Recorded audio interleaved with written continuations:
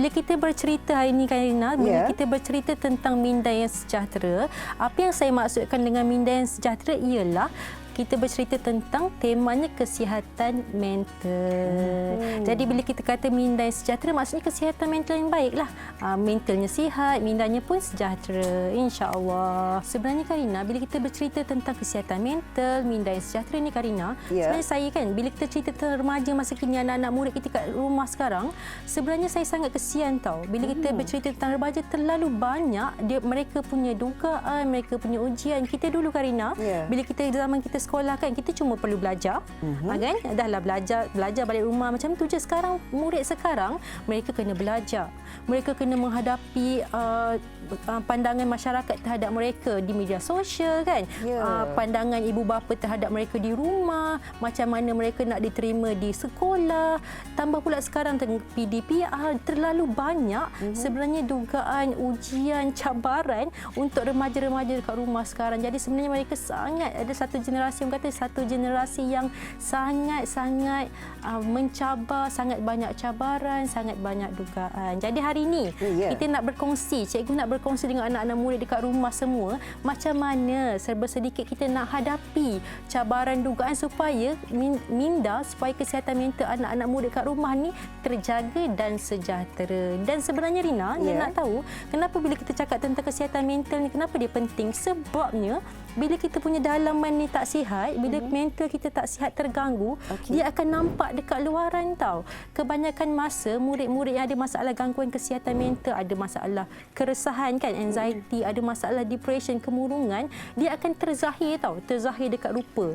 Dan di kebanyakan masa kalau ikut tengok dekat laman web KKM, Kementerian Kesihatan Malaysia pun ada menyatakan kalau orang tu stres, kalau orang tu ada kemurungan, dia akan terzahir dekat luar. Akan ada gangguan risiko serangan jantung, risiko untuk stroke, risiko untuk penyakit-penyakit yang berbahaya seperti kanser dan sebagainya, Rina.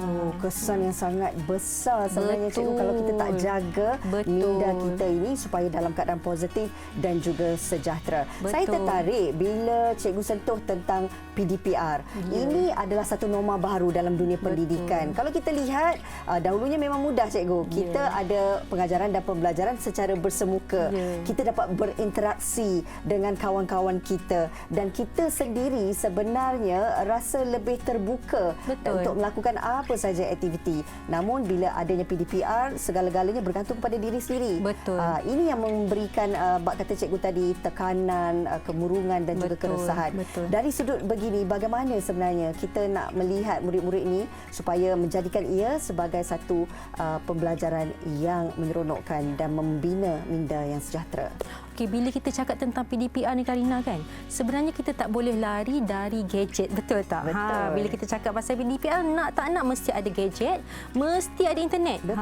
Benda-benda ni sebenarnya menyumbang kepada tekanan murid-murid sekarang dekat rumah. Betul kan? Anak murid semua ada internet, semua ada gadget, betul tak? Mesti paling tidak seorang mesti ada handphone. Kalau tak ada handphone pun mesti mak bagi laptop.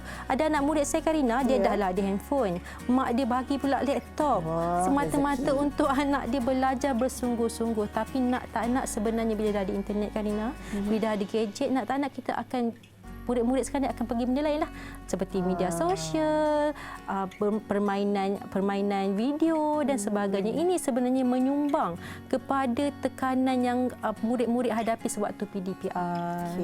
Kan kalau kita ikutkan cikgu, ini sebenarnya kita tak boleh salahkan gadget itu sendiri kan, sebab ianya kalau dilihat daripada satu sisi yang positif amat baik manfaatnya. Tapi bak kata cikgu tadilah, kita risaukan keadaan murid-murid yang melihat gadget ini pada satu faedah yang kurang bermanfaat. Cikgu mungkin boleh terangkan bagaimana sebenarnya pemikiran dalam kalangan murid-murid sendiri bila menyalahgunakan gadget itu. Okey, sebenarnya bila kita cakap pasal gadget kan, semua benda dalam dunia ni, semua benda ada kebaikan, betul tak Rina? Nak tak nak semua benda ada benda baik, tapi kalau kita salah guna, itu yang jadi benda tu tak baik. Macam tu juga gadget, bila dia digunakan untuk yang perkara kebaikan, PDPR kan, bersosial dengan kawan-kawan, itu sangat baik. Okey, tapi bila mana kita salah guna, terlebih guna, itu yang membuatkan dia menjadikan kesan yang sangat negatif kepada murid-murid, terutamanya ketika sekarang norma baru ketika berada di rumah. Kita ada banyak masa dengan gadget, ada banyak masa dengan internet. Jadi ini yang membuatkan murid-murid ini mendapat gangguan dari sudut kesihatan mental tu.